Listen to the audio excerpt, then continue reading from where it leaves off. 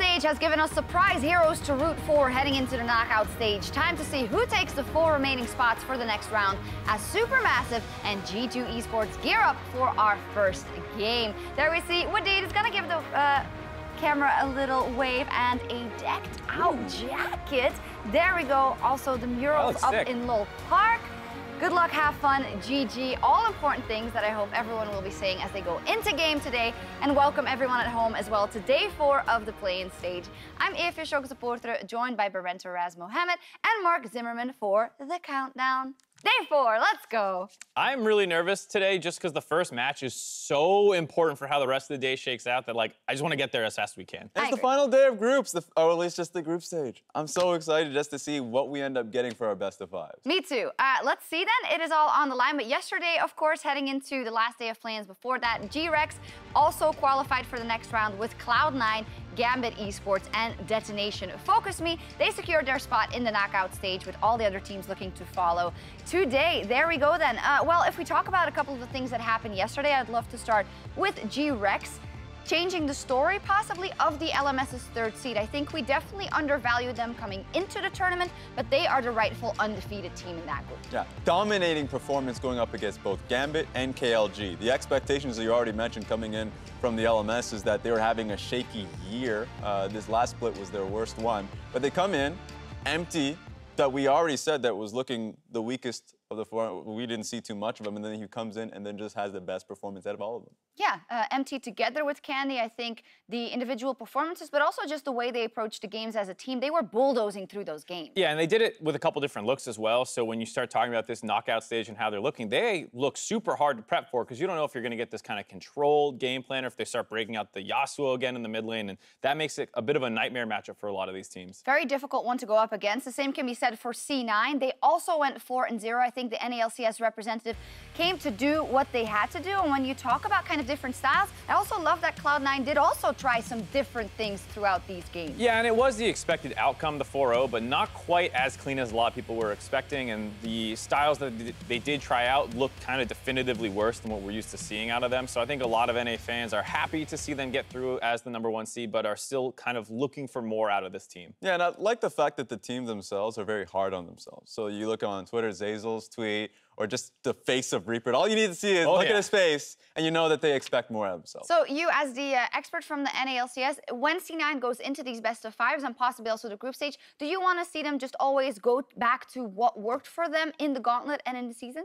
I think that's kind of what I wouldn't mind seeing, because on the one hand, you're not showing anything new that people wouldn't have prepped for, and at the same time, I think it's what you play best at, and getting stage experience, executing on these comps that when push comes to shove, you'll be playing anyways. Like, I think that's what I would prefer to see. Well, they have a day to recoup and to think of the strategies, and they should be the absolute favorite going into any best of 5. But another big story, and maybe one of my favorite ones coming out of all the play-ins so far, is Detonation Focus Me exceeding expectations. The LGL representative from one of the smallest servers in the world. This team has been around forever, manages to qualify for the next round in an international stage for the first time ever. Veteran players off of Utapon and Ceros too. You can see them. The emotions are there from these players because going through event after event, year after year, having to, I would say, failures in your own region, getting to that best of 5 and always coming short, but then you finally get to the international level and exceed, I already mentioned it, exceeding all expectations and getting to the best of 5. It's incredible for them. Yeah, and I think as well as Evie coming over, like I keep talking about him just because he was such a monster, and like I think without him, this team probably would not have been able to achieve as much as they have, and so he, for me, has been one of the stars on the squad. Yeah, and with victories come emotions, and I think we saw maybe the most beautiful outburst of emotion I've seen in many years. This is when some of the Japanese commentators saw Detonation Focus Me qualify yesterday.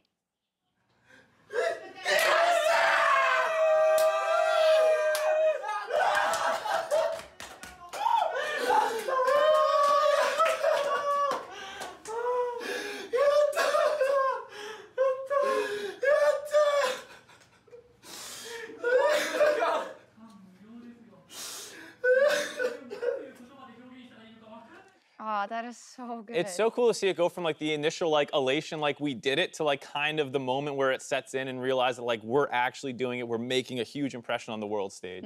Because you can set up the building blocks. For these players, they say they have excellent players. You already mentioned Evie. Utapon exceeding expectations in the bottom lane. But then when they all come together and they can get that success, the results are coming through in the tiebreaker, that's what really settles it. Yeah, you can also find a full clip on Twitter somewhere. It's really cool. It's almost like a movie, how it builds up and then the winning moment finally comes. We maybe didn't know how good Detonation Focus Me was going to be, but one person that's always had faith in the Japanese representatives is Andrew Verius Day. He is the biggest LGL fan in the world. He not only correctly predicted their victory yesterday, but he has predicted the LGS success for the last few years. He's always been a big fan. One of the tweets we see right there, this was Rampage 2017. Yeah, that's my problem, though. That's predicting Rampage in 2017. He's been doing this for like 2 years, the last 4 international, tournaments for the LJL. And What's your point? Is it even a prediction if you're literally just saying they're going to win every time and they don't? Is Freak going to be... That's what you do with NA. Let's not talk about NA. We're talking about the Vedius tweet who's getting props right now.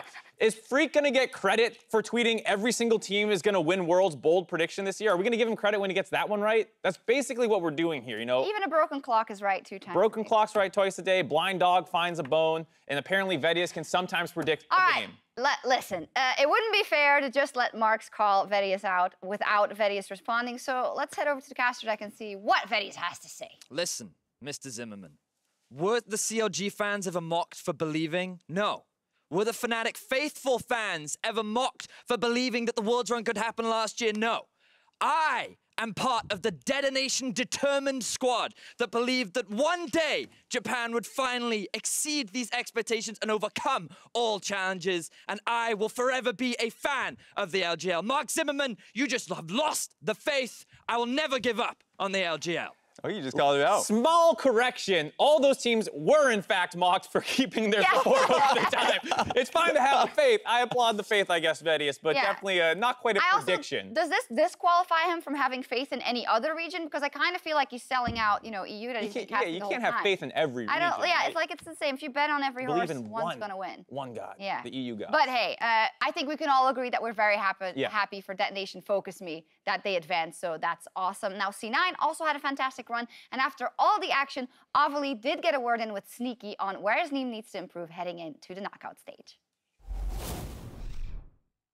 I'm here with Sneaky, the 80 carry for Cloud9, who just ended day 3 of play-ins going undefeated. Now, what were your thoughts about the team's performance? I think we played okay. There's a lot of stuff that felt a whole lot more awkward to us. Maybe the spectators could see, but in general, it felt a lot harder for us to get advantages, and we kind of just waited a bit on them to mess up, and we kept getting picked a lot. So those are a lot of things we need to work on. So I just spoke with Reapert, and I asked him about what he thought about the team's performance, and he was not too happy. He said that there's a lot of stuff that you guys need to maybe address and fix before knockouts. But what do you really think of the team's current status? Yeah, like I said, I think we're doing okay. There are some core problems that do make the games just feel like we can't really start anything, and it's hard to really pinpoint exactly what that is. It's been the same way every single game we played, I think, where we kind of just wait around for them to make a mistake. So yeah, I think we're doing all right, but we'll need to step it up if you want to even get into the World's group stage. You have a couple days to kind of iron out any of those problems, but kind of going into the knockout stages, are there any teams that you want to go up against or maybe are avoiding? Well, I don't think we'll play them. I don't know if they're secured for seed, but EDG for sure. I wouldn't want to play them. And yeah, I'm pretty much happy with playing anyone else, honestly. What about G2? Yeah, I'd be okay with playing G2. I wouldn't ideally want to, but I think we could beat them for sure. Well, Sneaky, thank you so much, and I wish you the best of luck. That's it for us here. Back to you. Yeah, I love that she asked about G2. I always get flamed when I try to get out the other, but I think it's valid. Some of us are thinking about that matchup to possibly happen, and we also wanted to look at some of the scenarios that would happen now that we know our #1 seeds coming from Group C and D. A possible C9 G2 on the cards, who knows? So what we did is we looked deep within ourselves to see what the dream scenario would be for respectively our regions, and then Raz is just going off the handle and picking his own dream scenario. So for an NALCS, Mark, what do you want to see happen? So this is the best situation you can hope for as an NA fan. We'll pull up the matchups that we're looking for. We actually want G2 to finish second today.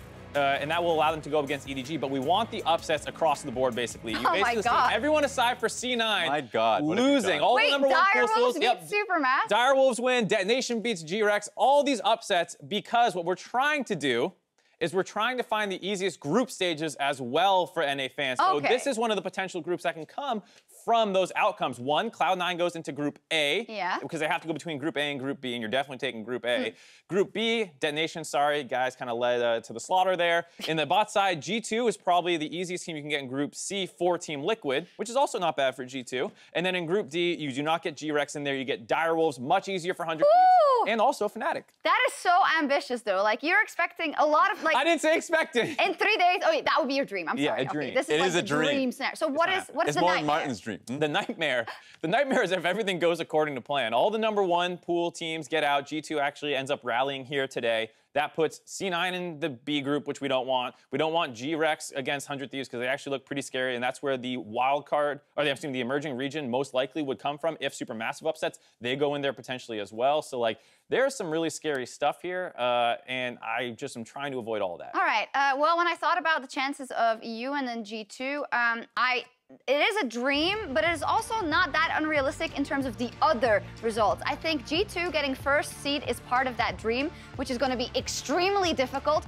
But if they do it, to be drawn against Gambit or Dire Wolves, I think is their best matchups, and everyone agrees on that. But for me, then I have everything playing out as it would. Like the favorites. I just appreciate this. This one, Supermassive versus EDG. That would be a really fun best of 5. Exactly. And then in the end, what would happen is G2 would be slotted into Group C, which I think is just a really fun group as well. And for G2, this is a hard group, obviously, with KT and Team Liquid and Mad. But whenever they've been at Worlds, they've been in groups with RNG and with Samsung. So maybe for them, this is like a cakewalk.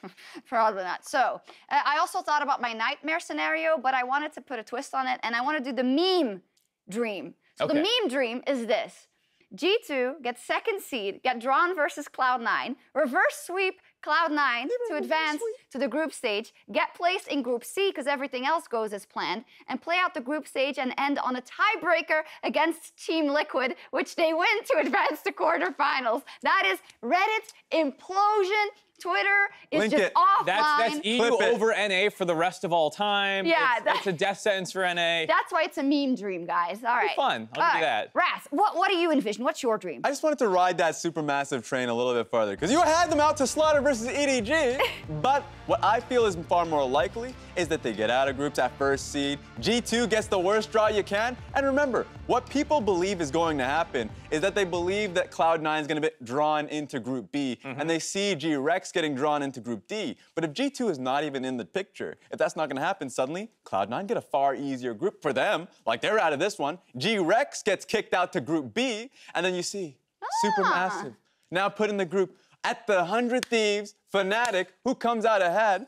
I think so. For you, that's actually also very good. I take this for the most part. It does put EDG versus Team Liquid, but at least C9 is not in the group of death. They have a chance to get out. And now. it all depends on sorry, just Team G2 Liquid. getting second seed and not advancing is basically the best cards for NA, Poetic, and maybe also Apt. So we'll see which, if any, of those scenarios will play out as we look at our schedule for today. Quite the clash straight off the bat. G2 and Supermassive for the money. If Supermassive win, they are first seed, followed by Infinity versus EDG, and also importantly, in the 4 matches following that for the Dire Wolves, Surenfire is back. Surenfire is back, and the fact that he's back and they already have that one victory means so much to the team that it's just that easier. You have to go up against Infinity one more time. You have to take that victory. You lock yourself that spot. But the first game, man, is what you're looking for. All Western fans, whether NA or EU, should absolutely be following G2's story throughout the day. Not just if they win here, they have to go then probably into tiebreakers and stuff like that. So much is on the line right now. Yeah, and any tiebreakers will be played after the last game concludes. We're going to step away for just a couple of minutes, but after the break,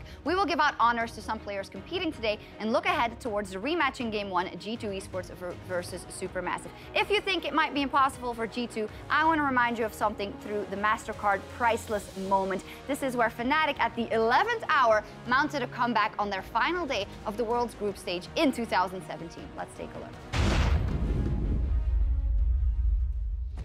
Both of these teams starting their week off with a loss makes this matchup all that much more important. Maybe with 45 seconds on Baron. Oh, play both the Storm. That's the ultimate though. It's the Blood Record. Blood is in there. Oh no! He does get knocked up. Cody's done. I'm gonna take him down. This this late in the game, those are the plays that make the definitive statement. And now it's going to be Immortals with a huge power play. And even though we are 0-3 right now, if we managed to make it out, it would be the miracle run. If we were to try our hardest and get out of groups and somehow turn it all around, then it would be the best ever. Who is going to make it out of Group B? If Fnatic dropped this game 0-5 is an unrecoverable scoreline. Do they have the damage pulser? Must go big. Shockwave catches Reckless. Now out of the necklace they're going. Do they have the damage output? The hits are coming in. Is it going to be the game? Fnatic looking to knock him down. Will they get Soas? He's trying. It's the game. Fnatic 1-4 the knockdown Immortals. Fnatic leap forward. Broxy gets the kill on the cannon. Everybody's flashed in. Archie, the only one left is Broxa.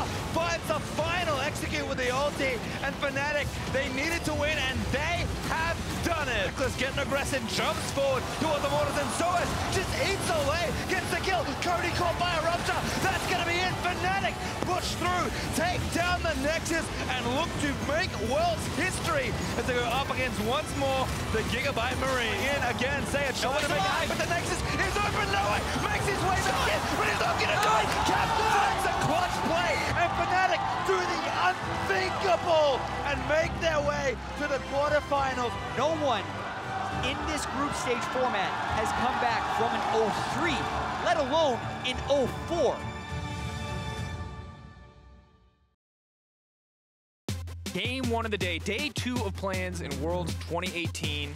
Tongue connects, he wants one more, can he get it? The arrow does manage to take it back. And it is an absolute wash as EDG starts to take down the rest of Direwolves. No mercy from the side of EDG. G2 Esports, 3rd seed from Europe, going up against the TCL's 1st seed. With the knockup, the CC is there. They're not going to give him a chance to do anything. Nice! I cannot believe it. In their first match on the international stage, Supermassive takedown G2.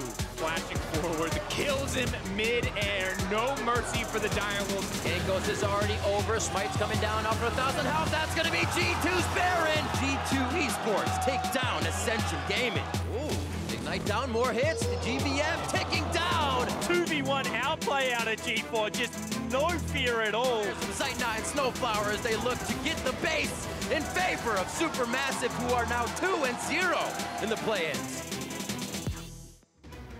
Welcome back, everyone, to Worlds Countdown, where we're about 8 minutes away from Champion Select for Supermassive versus G2. And before we get to the matchup specifically, we also wanted to give out some honors, just like you can give honors to teammates after a long solo queue match. We wanted to give out GG Heart, Stayed Cooled, and great shot calling honors to a couple of standout players who are competing today. First up, GG Heart wasn't the hardest to, I think, decide.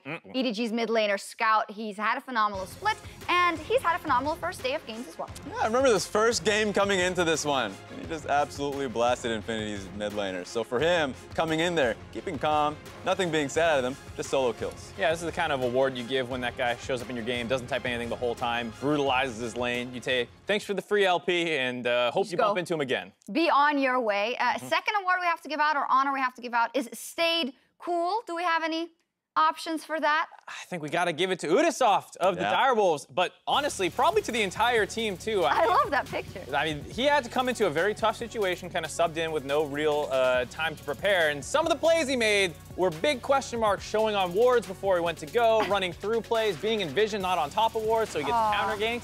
And to be fair, they bounced back from that kind of stuff, not just him, but the entire team. Yeah, he himself had positive personality, you can already tell, so he just, got himself carried through those games. Yeah. Came in learning while just waiting on Turnfire to come back for the squad. So there we have it. Congratulations coming through. And they got that one win. They need that one win, and now they're going to be going up against Infinity later today. Let's be honest here. If I was called up as being a challenger player for like most of my career and have never really played on the big stage, I need to fly down, play on the World Championship versus EDG, I might as well, soiled myself or something. Like he stepped on stage and he died, but he recovered and he came back and he won a game with the team. I think he deserves a lot of praise for the Direwolves. No comment? Yeah, well, I agree. I agree. I've never soiled myself playing the League of Legends match either. Good to know. So then, our last award for great shot calling, our honor goes to Supermassive's Snowflower. Raz, you said from the start, this is a guy we needed to keep our eyes on, and it came true. Because he does so much in his role. Remember, protecting Zeitnot. Zeitnot is the AD carry for the team, so he's able to protect them, get the straight 2v2s mid. But then he also goes straight towards the mid lane. He could help out GBM a little bit. And then he guides Stone Mage going point to point, getting great vision control. He's the person you watch if you want to see great control on the map for the squad. Best support in the play-ins? Oh, hell yeah. Best player in the play is what I said, but I don't know. Scout keeps getting kills. Yeah, you said that before. It's always tough. It's always tough with these damn people that gold. Especially when you're the support. Yeah. Harder to shine. Alrighty, well, we're going to see if Supermassive Snowflower can produce a similar performance in Game 1 versus G2 as the TCL champions aim to secure the first seed from Group B. The stakes are easy for them if they win. This first game versus G2, they are locked in first seed no matter what. They can even stand to lose versus Ascension later. Well, after we saw on what we saw from them rather on day 1, I think it should be doable. They looked incredibly strong. We expected them to be strong, but the biggest surprise for me was how controlled they played out those games, how slow, how good of a feel they had for the macro games. Incredibly focused. Coach Irian should get a lot of credit because the draft was very well done. They incorporated GBM strength of being that X factor, and it allowed them to just play around that mid lane so heavily, and the 2v2s is what really got them the kill. It solidified it, that they're able to just dominate the bottom lane of G2 so easily. I mean, that's one of the huge points, that they do have a winning matchup that should consistently go in their favor, even as they load up into today's game. You have to keep your eyes on the ball lane, especially Zeitnot. Yeah, Zeitnot and Snowflower together are just incredibly hard to go up against. They are strong in lane, CS differentials through the roof, the damage brunt that is shared by Zeitnot at Worlds, and honestly, every time we saw him on an international stage, he's been this good. But I want to see him take the next step, and I want to see him up against the world-class AD carries in the group stage, possibly. 100%. That's what I want to see, too. The stat point that we just saw, which was a large kill participation, really showcases that the team has so much faith in him that they just play through bottom lane. Fabulous. If he's in the top side of the map, he's holding his teleport just so he can get to that bot side of the map. So that's what I love to see. There's so much consistency out of that roster, and makes it so they, stay focused. Maybe they can get the wins and come out first in this group. And bot lane is going to be so important in this matchup as well, because on the other side of the rift, we've got the third seed from the EULCS, G2 Esports, who want to avoid entering knockouts as the second seed at all costs. If they want to get the first seed, they have to win versus Supermassive, win versus Ascension, and if Supermassive win versus Ascension, win versus Supermassive again. And Mark, it is so important for them to try and avoid the first seed in the best of 5. Yeah, all those look like really tough matchups. And in order to do that, I think I'm looking at Perks to step up a little bit more. I think he has been one of the better performing members on G2 thus far, but he is this team's star in my eyes. And stars are expected to shine, and I don't think he's quite done that yet. He's had some reasonable performances, but he kind of needs to become one of the biggest carries for this team, I think, in order for them to win. And for me, I think he can come out of this and say that at least I can change up the draft there. The entire enemy composition when they went up against Supermassive was to nullify him. It was Jankos that was given so much freedom, had such a large lead, and the pathing really didn't give his teammates a proper leg up. I remember talking about the fact that he prioritized his experience going to Krugs when his entire team was the top side. That is so important if your team's focus should be there. So for Jankos, if you have that lead, ownership's on you to be able to get the win. And I think for me, also just wonder, I want to see more out of him as well. Not really, I think, his fault. He got stuck on that Scion pick in the first game, which is a very strong champion, but he seems to be at his best on the fighters, trying to dominate lanes, and to see him not on the Aatrox or the Urgot or getting a counter pick into those was really disappointing for me in that game. And I think that was kind of what they were referencing when some of the G2 players did interviews afterwards, saying they felt like their win conditions were limited. It was basically Perks on Akali, and then he kind of got counterpicked and focused down. For you guys, it's much the same story as I heard at day 1. You guys said we need to see a lot out of the top side of G2. It seems to be the same story. You just want those guys to perform, and should that be enough to win?